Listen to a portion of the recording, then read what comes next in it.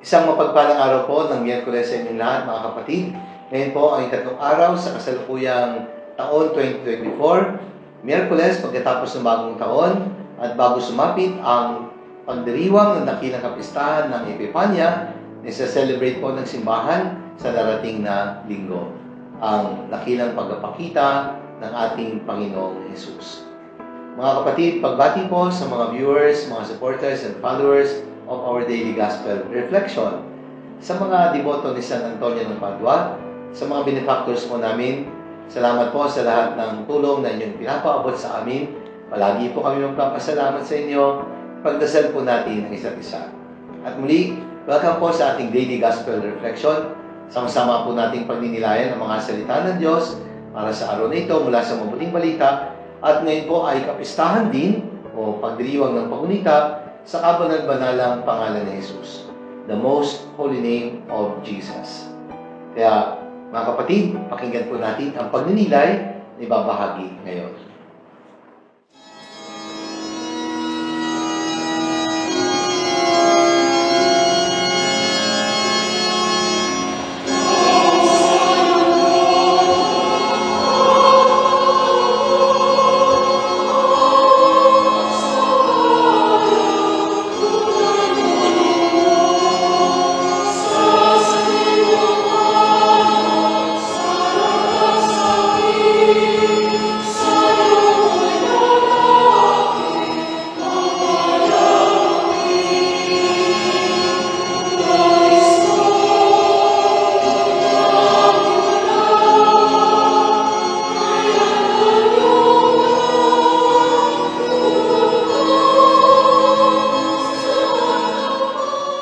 Minamahal ko ang kapatid, ngayon po ang araw ng Miyerkules, pagkatapos ng bagong taon, at Miyerkules bago ang kapistahan ng pagpapakita ng Panginoong Hesus.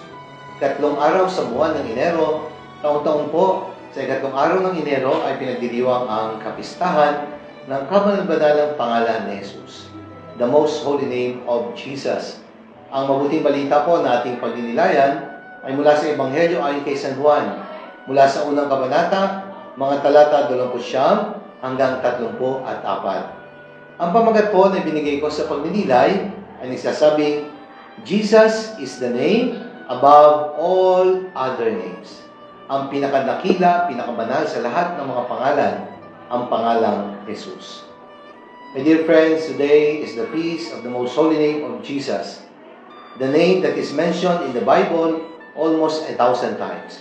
To be exact, 977 times.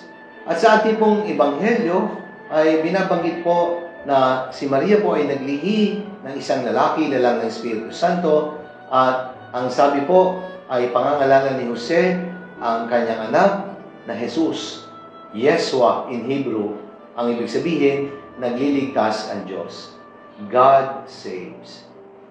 Tinuturo po sa atin ng ikalwa sa 10 utos na huwag nating babastusin kung kaya't lagi nating igagalang ang pangalan ng Diyos. And since Jesus is in the name of the incarnate Son, we reverence His name. Pinararangalan, iniingatan, at ginagalang natin ang pangalan ng Jesus. Sabi nga po ni San Pablo Apostol sa kanyang sulat sa mga taga-Filipos, at the name of Jesus, every knee should bend, in heaven and on earth and under the earth, and every tongue confess that Jesus Christ is Lord to the glory of God the Father. Kaya kahit po ngayon sa pagdiriwang ng mga misa sa mga liturhiya, kapag binabanggit po ang pangalan ng Jesus, kami po ay tumutungo ng bahagya, tanda ng pagpapakita ng paggalang sa banal na pangalan ni Jesus. At ang debosyon po sa kabanal-banalang pangalan ng ating Panginoong Jesus ay nagsimulang lumaganap noong pong ika-15 siglo. Si Saint Bernardine of Siena ang nagpasimula po sa devosyong ito. Kaya sa sermon na binahagi po ni San Bernardino, sinasabi po, glorious name, gracious name, name of love and of power. Through you, sins are forgiven. Through you, enemies are vanquished. And through you, the sick are freed from their sickness. Through you, those suffering in trials are made strong and cheerful. You bring honor to those who believe. You teach those who preach. You give strength to the foiler, and you sustain the weary. Kaya ganun na lamang po ang pagbibigay ng paggalang, pagrespeto sa kabanal-banalang pangalan ng Panginoong Hesus. At hindi lamang po si San Bernardino ang nagbigay ng napakalagang description ng pagkaparangal at paggalang sa kabanal-banalang pangalang Hesus. Many miracles also happen simply by invoking the name Jesus. In the name of Jesus, get out of this man. Diba? Kapag nag-exercise, ginagamit ang pangalan ni Jesus, at ang masamang espiritu man po ay talagang sumusunod, sumusuko kapag nadidinig ang pangalan ni Jesus. At pagkatapos po ng ika-6 na siglo sa ating kasalukuyang panahon, tila lumalaga na po ang pagwawalang bahala at kawalan ng respeto sa pangalan ni Jesus. Kuminsan nga, ito ay ginagawa pang objeto or object ng katatawanan, maging sa mga walang kwentang usapan, ay nababanggit ang pangalang Jesus na hindi po dapat sapagkat ito'y paglapastangan sa napakabanal na pangalan ng Panginoong Jesus. We need to remind ourselves, my dear friends, of the second commandment na nagtuturo sa atin that we shall not use the name of God in vain.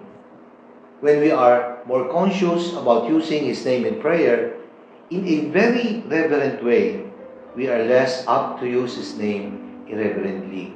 Kaya maging aware po tayo, maging mulat sa ating diwa at kaisipan ang katotohanan ng pangalang Jesus ay napakabanal na pangalan. Kailangan po natin itong igalang at bigyan ng kaukulang respeto. Kaya mga minamahal na kapatid, kahit tayo ay nananalangin, di ba, lagi nating tinatapos ang dasal, in the name of Jesus our Lord.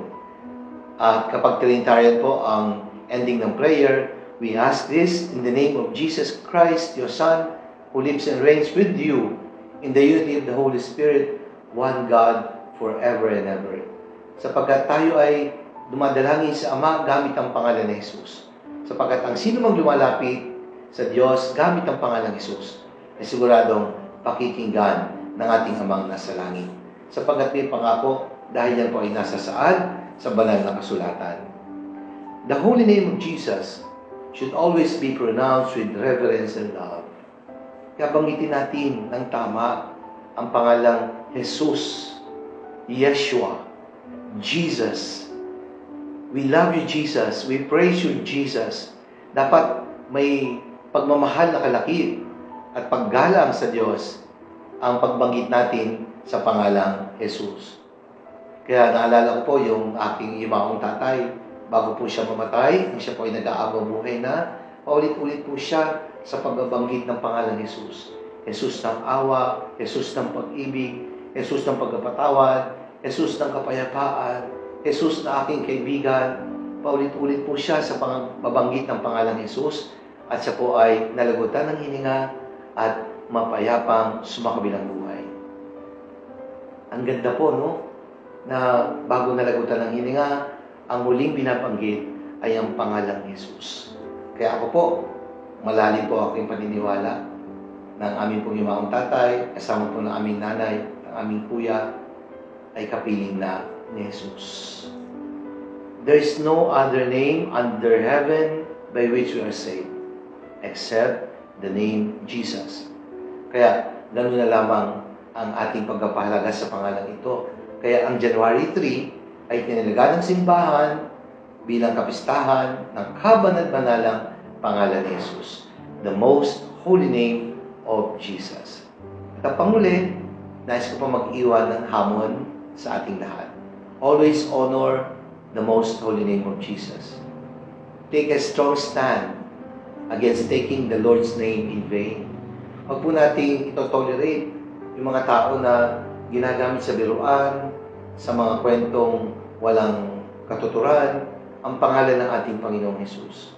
Bow your head when you hear the name Jesus. You can write the name Jesus in your homes, sa pintuan ng iyong mga tahanan.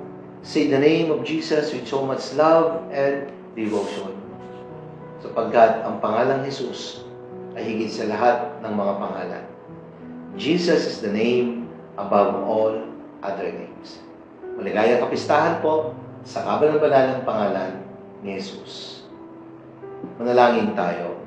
Ama naming makapangyarihan, maraming salamat po sapagkat natutunan namin sa banal na kautusan ng iyong pangalan ay banal kung kaya't dapat namin itong mahalin at igalang. Salamat din po sapagkat sa pamagitan ng iyong anak na si Jesus na ipinadala mo sa amin, naunawa namin ang kahulugan ng napakagandang pangalan ng Jesus.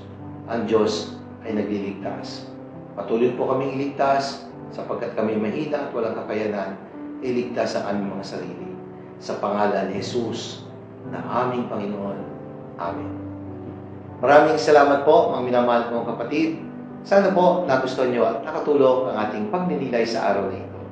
Kung inyo pong nagustuhan at nakatulong, i-like po ninyo at i-share. Ibahagi po natin ang mensahe ng salita ng Diyos sa ating mga mahal sa buhay, mga kakilala at mga kaibigan. Let us always fill the world with the message and power of God's words. Maraming salamat po at pagpalain tayo ng makapangyarihan ng Diyos, Ama, ng Anak, ng Espiritu Santo. Amen.